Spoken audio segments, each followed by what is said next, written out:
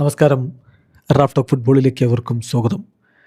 FIFA world കപ്പിൻ്റെ semi final മത്സരങ്ങൾ കഴിഞ്ഞു. നമ്മൾ ഫൈനലിന് വേണ്ടി കാത്തിരിപ്പാണല്ലോ. നമ്മൾ ഓരോ റൗണ്ട് കഴിയുമ്പോഴും ആ റൗണ്ടിലെ ഏറ്റവും മികച്ച പ്രകടനം നടത്തിയ 5 താരങ്ങൾ എന്ന് പറഞ്ഞുകൊണ്ട് വീഡിയോ ചെയ്യാറുണ്ട്. സെമി ഫൈനലായതുകൊണ്ട് 5 താരങ്ങൾ എടുക്കാനില്ല. കാരണം നിങ്ങൾക്കറിയില്ല, 2 കളികളാണുള്ളത്. അപ്പോൾ 2 കളികളിൽ നിന്ന് മികച്ച പ്രകടനം നടത്തിയ 3 താരങ്ങളുടെ ലിസ്റ്റാണ് നമ്മൾ അവതരിപ്പിക്കുന്നത്. തീർച്ചയായിട്ടും നിങ്ങൾക്ക് വ്യത്യസ്ത അഭിപ്രായങ്ങൾ ഉണ്ടാവും. ഇത് റാഫ് ടോക്സിൻ്റെ മാത്രമായിട്ടുള്ള അഭിപ്രായമാണ്.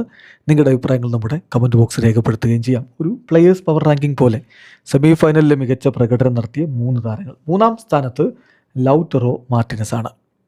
അർജൻറ്റീന ഇംഗ്ലണ്ടിനെ 2-1 പരാജയപ്പെടുത്തുമ്പോൾ അർജൻറ്റീനയുടെ 2ാമത്തെ ഗോൾ കണ്ടെത്തിയത് ലൗറ്ററോ ആയിരുന്നു. ലൗറ്ററോയെ സംബന്ധിച്ചിടത്തോളം അദ്ദേഹം സബ്സ്റ്റിറ്റ്യൂട്ട് റോളിൽ വന്നിട്ട് വളരെ ഇമ്പോർട്ടൻ്റ് ആയിട്ടുള്ള ഒരു റോളാണിപ്പോൾ അർജൻറ്റീന ടീമിൽ വഹിച്ചുകൊണ്ടിരിക്കുന്നത്. സെമി ഫൈനലിലും നമ്മൾ ആ മികവ് കണ്ടു എന്നുള്ളതാണ്. അദ്ദേഹത്തിൻ്റെ മികച്ചൊരു ഹെഡർ, ലിയോ മെസ്സിയുടെ കിടിലൻ ഒരു ബോളിൽ നിന്നാണ് അദ്ദേഹത്തിൻ്റെ ഹെഡർ വരുന്നത്. സോ കൃത്യമായ സമയത്ത് അദ്ദേഹം എത്തുന്നു, ഗോൾ അടിക്കുന്നു. ഇതിപ്പോൾ ഈ കളിയിൽ മാത്രമല്ലെന്നേ, ഇതിനു മുമ്പ് നടന്ന മത്സരങ്ങളൊക്കെ നമ്മൾ നോക്കുക. ഈജിപ്തിനെതിരെയുള്ള മത്സരത്തിൽ അദ്ദേഹമാണ് ആ ഒരു വിന്നിംഗ് ഗോളിൻ്റെ അസിസ്റ്റ് കൊടുക്കുന്നത്. അതിന് ശേഷം ഉള്ള അവരുടെ അടുത്ത മത്സരത്തിൽ സ്വിറ്റ്സർലൻഡിനെതിരെ അർജൻറ്റീന വിജയിച്ച ഗോളുകളിൽ ഒന്ന് കണ്ടെത്തിയത് ലൗറ്ററോ മാർട്ടിനസ് ആണ്. ഇപ്പോൾ ഏറ്റവും ഒടുവിൽ ഇംഗ്ലണ്ടിനെതിരെ വിജയ ഗോളും അദ്ദേഹം സ്വന്തമാക്കുന്നു. സോ ലൗറ്ററോ ഒരു കീ പ്ലെയറായിട്ട് മാറിക്കഴിഞ്ഞിട്ടുണ്ട്. ഈ സെമി ഫൈനലിൽ മിന്നും പ്രകടനം നടത്തിയ താരങ്ങളിൽ നമ്മൾ ലൗറ്ററോ മാർട്ടിനസിനെ നമ്മൾ 3-ാം സ്ഥാനത്ത് കൊടുക്കുന്നു. 2-ാം സ്ഥാനത്ത് പെഡ്രോ പോറോയാണ്. എന്തൊരു കളിയാണ് പോറോ നടത്തിക്കൊണ്ടിരിക്കുന്നത്. അദ്ദേഹത്തെ കോച്ച് വിശ്വസിച്ച് ആ ജോലി ഏൽപ്പിച്ചു.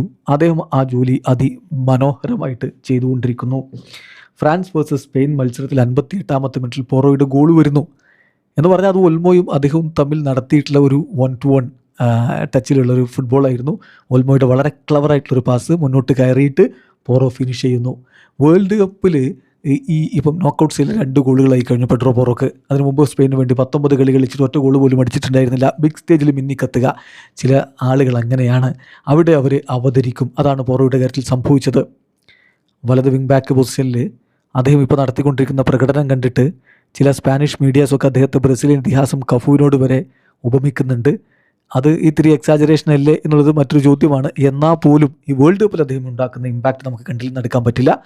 അതുകൊണ്ട് നമ്മുടെ റാങ്കിങ്ങിൽ അദ്ദേഹം 2ാമത് വരുമ്പോൾ ഒന്നാമത് എന്താ സംശയം, അത് സാക്ഷാൽ ലിയോ മെസ്സിയാണ്.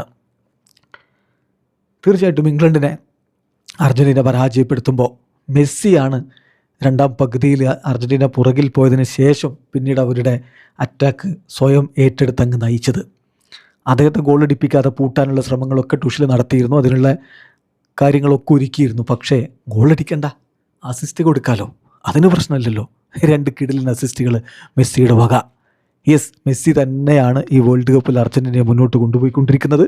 അദ്ദേഹത്തിൻ്റെ പ്രകടനം പരിഗണിച്ചുകൊണ്ട് അദ്ദേഹം 1-ാം സ്ഥാനത്ത്. സോ വളരെ പെട്ടെന്ന് നമ്മുടെ ഈ ഒരു റാങ്കിങ് പറയാം. 1 Messi, 2 Pedro പോറോ, 3 Lautaro Martinez. Video അവസാനിക്കുന്നു. ഫുട്ബോൾ ലോകത്തെ കൂടുതൽ വിശേഷങ്ങളുമായി റാഫ് ടോക്സ് എത്താം.